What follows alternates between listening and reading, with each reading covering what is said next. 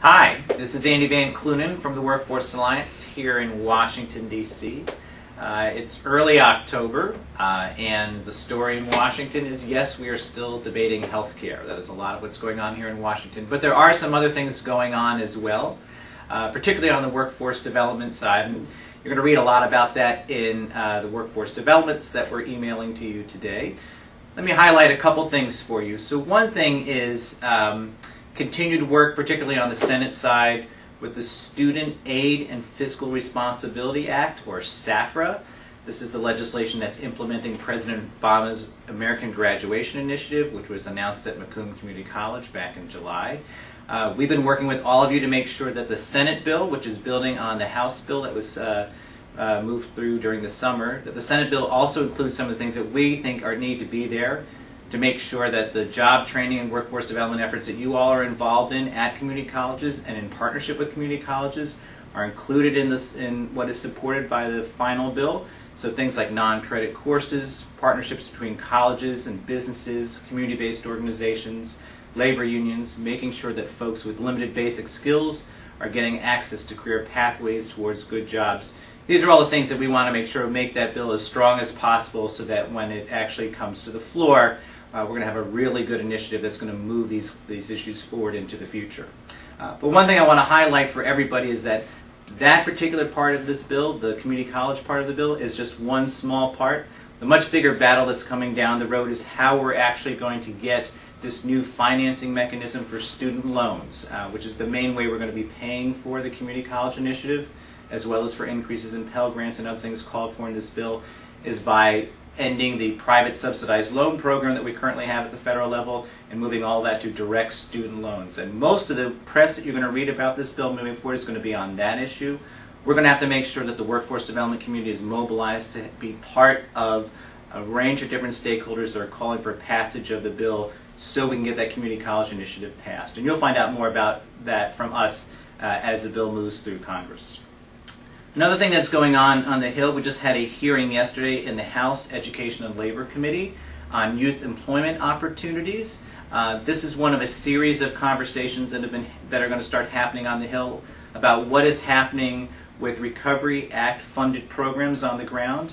Many of you were part of summer youth employment programs that were rolled out very quickly over the past several months throughout the country. And this particular hearing was about summer youth, as well as a range of other things that have to be happening on the ground to address what is very high youth unemployment rates in many parts of the country. Some places it's the highest youth unemployment we've had in over 50 years. And I think there's a lot of very interesting stuff. We've included a link for you to watch that hearing, not just to hear about what went on with the summer youth program, but I think it was very good, particularly in the question and answer period between a number of the panelists, including Assistant Secretary Jane Oates at the Department of Labor's Employment and Training Administration, and members of Congress about what is going to be happening with the longer-term WEA reauthorization discussions between the administration and Congress moving into next year.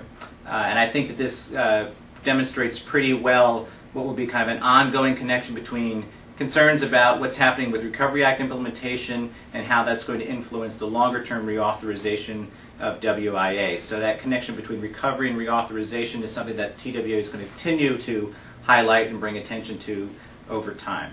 I think that one thing that we do need to also be aware of is that this coming month there's going to be a number of reports that are going to be released on Recovery Act implementation. You're likely going to see a fair amount of press attention to these issues over the next couple of weeks. We, the Alliance, put out an alert last week about some reports that have been coming through the press. We think somewhat distorted and overly negative reports on what's going on with training investments coming out of the Recovery Act.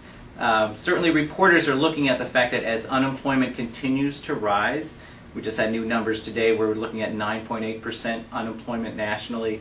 Some of the questions are, if we're training people, where are they going to be able to find jobs? And the reality is that there is not as many jobs out there as there need to be, but that does not mean there is not good work going on the ground, both to train folks for jobs that are available in this economy, to help people transition from one industry to another, but also to get folks new skills so that they're ready to get the new jobs that will be available once the economy gets back on track. And I think that all of us in the field need to be doing an effective job of getting that message out to policymakers and to the press so that those unemployment numbers and the reporting numbers on the Recovery Act can be seen in that context. So there's some information that you'll see in this workforce developments about some work that's being done by some of our partners out there in the field. There's a nice story about work done by an ally in Maine to make sure that members of Congress are aware of what's being done on the ground in terms of job training efforts that are working very effectively with labor and industry to move some of these issues forward. And also some examples of good press work that folks are doing out there in the field to make sure that the press is aware of where effective public investments are being made. So we here at the Alliance want to continue to work with you on that. Please, if you've got good examples of that, send them to us so we can make them available to the rest of the folks here in our network.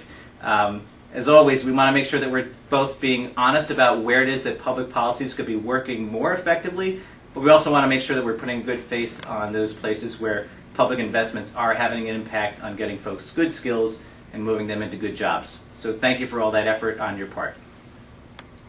That's the latest from the Workforce Alliance. Thank you for everything you're doing to help America's workers and businesses gain the skills to compete in today's economy.